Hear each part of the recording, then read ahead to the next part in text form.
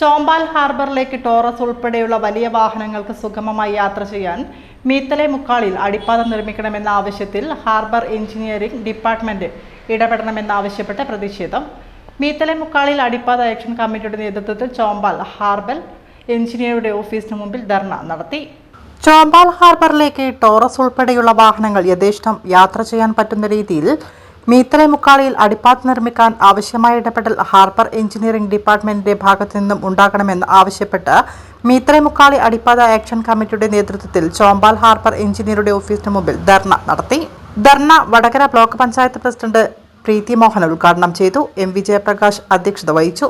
Jalaja Vinod, Anitha Pilakandi, PM Ashokan, Kaippattil Sreedharan, Shamseer Chombal എന്നിവർ സംസാരിച്ചു. A Suresh സ്വാഗതവും VP സജീവൻ നന്ദിയും പറഞ്ഞു. Purushothaman PP, Prakashan PK, Aravindan, Mohanan Kunnummal, Sherin Kumar, Prashant Chombala, Umbayee, Jijith KM, Dinachandran, Suresh Babu Kunnummal തുടങ്ങിയവർ പ്രതിഷേധത്തിന് നേതൃത്വം നൽകി.